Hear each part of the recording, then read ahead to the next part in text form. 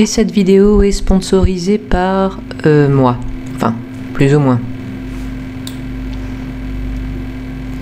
Il s'agit en fait de ma boutique Etsy, où j'ai récemment développé une ligne de bijoux en collab. Bijoux qui ont la particularité de ressembler à de la nourriture kawaii.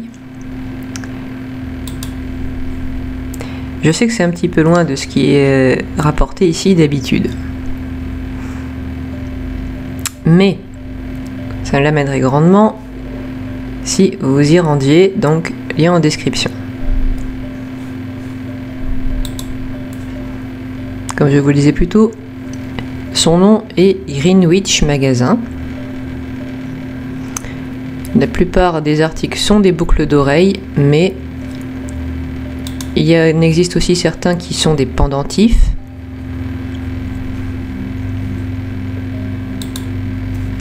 Ou encore, vous avez des aimants pour le frigo.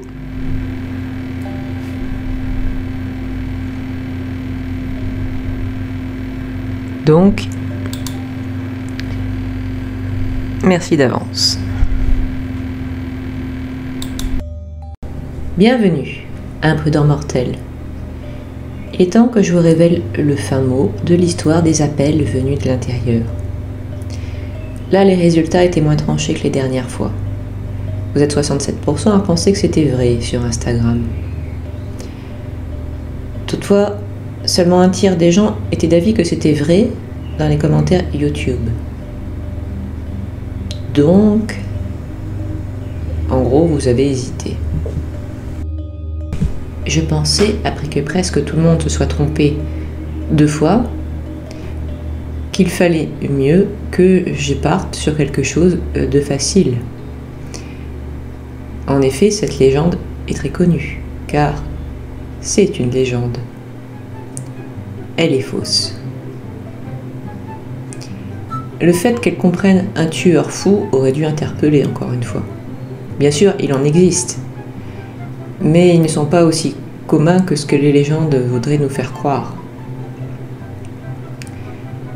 Et surtout, il est rare qu'ils s'introduisent par effraction chez leurs victimes, surtout s'ils ne les connaissent pas.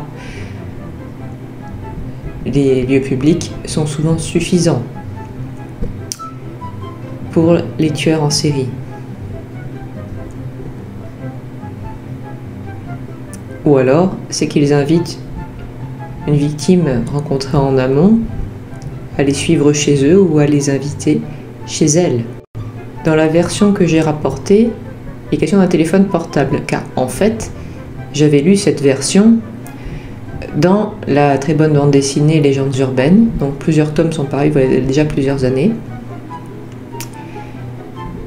et donc où figurent les appels de l'intérieur. Et dans cette version, parce que la BD doit remonter aux années 2010, les téléphones portables existaient. Donc le tueur en utilise un.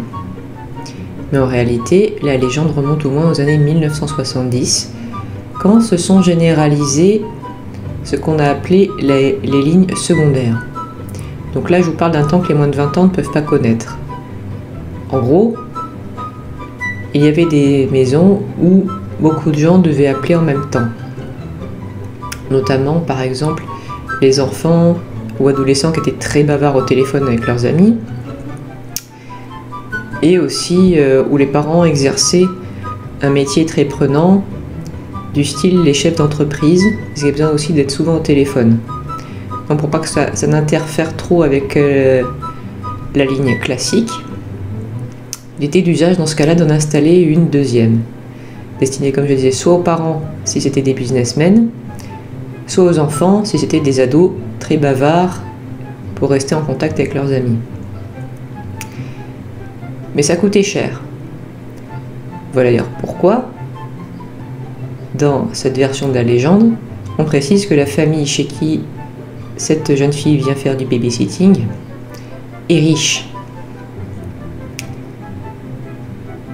Cette version des appels venus de l'intérieur, avec donc une ligne secondaire utilisée par l'assassin, sera en vogue jusque dans les années 1990.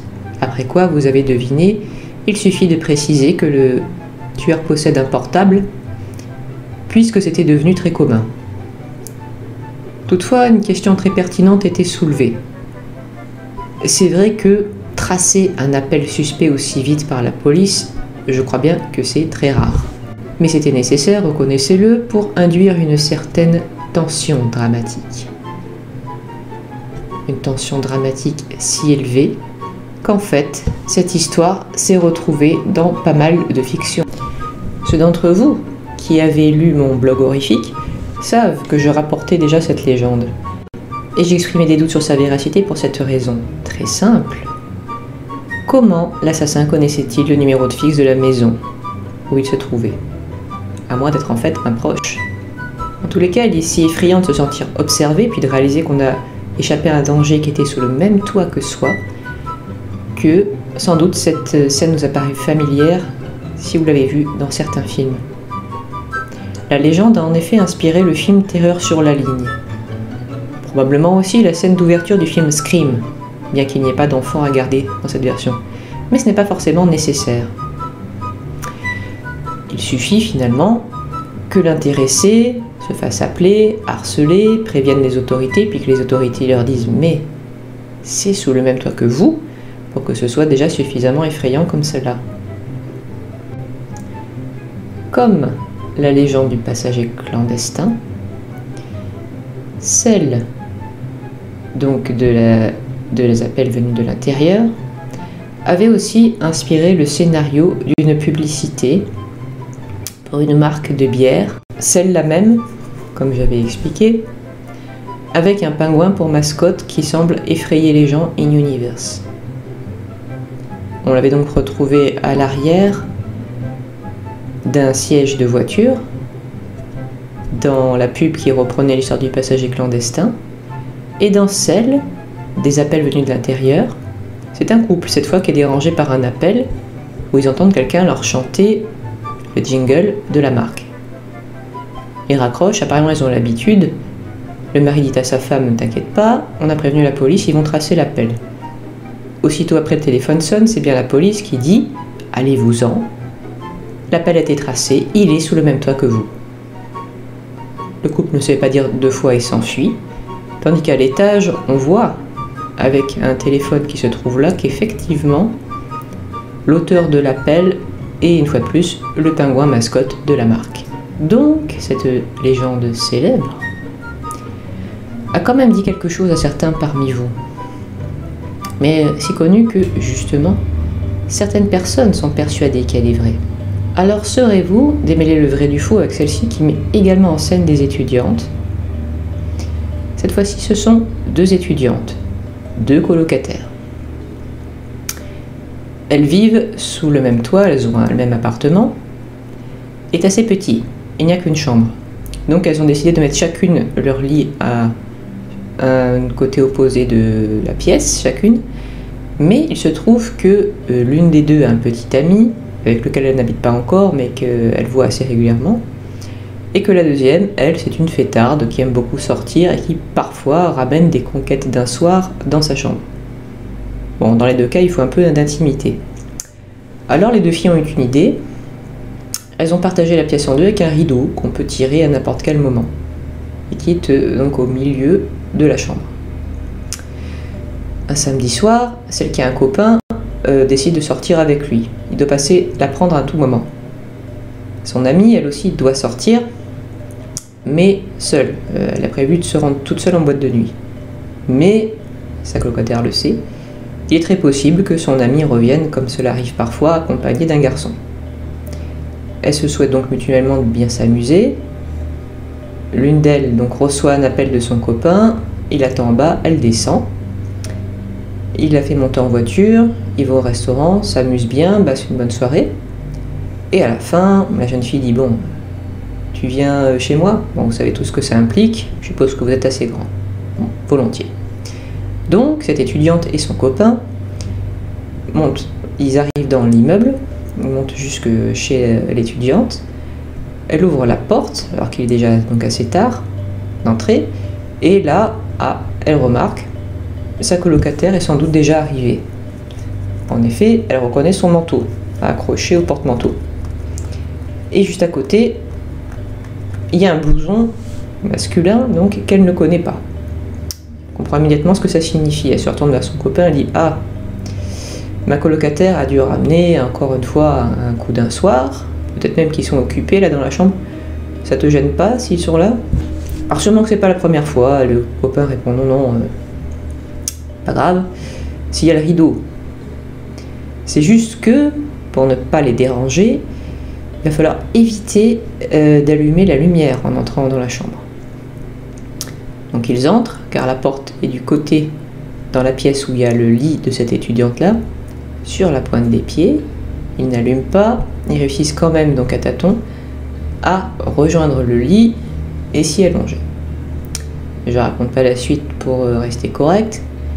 Et puis finalement, ce couple s'endort. Et au matin, l'étudiante se réveille, elle se redresse, demande à son copain « Tu veux un café ?» « Oui, oui, bon. » Puis, l'étudiante va jeter un coup d'œil discret de l'autre côté du rideau, assurer est-ce que le gars est là, est-ce qu'il est parti, est-ce que ma colocataire veut aussi donc un café. Donc elle pousse légèrement le rideau, et elle pousse ce genre de hurlement à faire décoller les tympans. Donc forcément son copain se lève en sursaut, dit « Qu'est-ce qu'il y a, qu'est-ce qui t'arrive ?» Elle fait « Regarde !» Pousse complètement le rideau et il voit ce qu'elle a vu et il comprend qu'elle a eu si peur parce que dans la chambre c'est un massacre. Je vous avais déjà rapporté à quoi ressemblait le corps de la pauvre Mary Jane Kelly après son assassinat par Jack l'Éventreur. Et bien croyez-moi, le corps de cette pauvre amie de l'étudiante est exactement dans le même état. Comprenez qu'il y a du sang absolument partout. Mais ce n'est pas fini.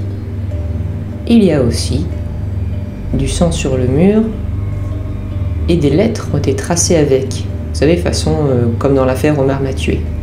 Il y a un message en toutes lettres sur le mur et ce message dit « Es-tu contente de ne pas avoir allumé ?»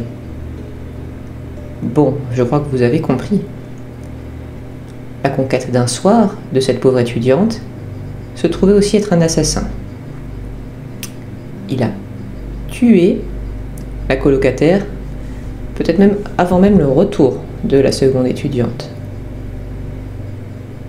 Puis, alors qu'il attendait près de sa victime dans le noir, il a entendu le couple revenir. Il se doute de pourquoi ils n'ont pas allumé la lumière, mais s'ils l'avaient fait, ils auraient vu non seulement le cadavre, mais aussi l'assassin.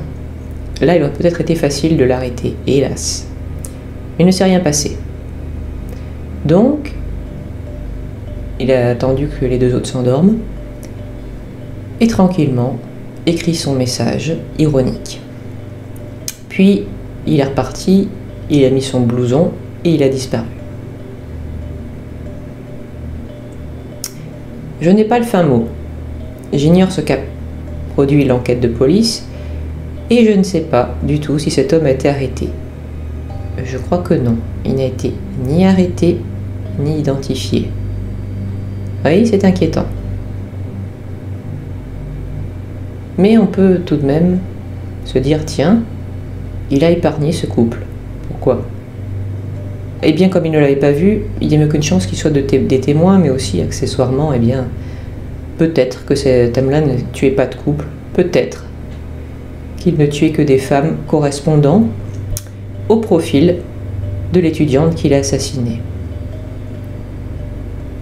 Alors qu'en pensez-vous? Vrai ou fausse? Vous pouvez me l'indiquer en commentaire, pas besoin de long discours, vous pouvez juste dire vrai ou faux. Et aussi, votez sur Instagram, le lien est en description. J'espère que cette histoire vous aura intéressé, je vous donne rendez-vous la semaine prochaine. Si vous voulez me soutenir, voilà le lien en description de Tipeee et de Ko-fi. N'oubliez pas de vous abonner, de mettre un pouce bleu, de commenter et de regarder sous votre lit en éteindre la lumière. Au revoir, imprudent mortel.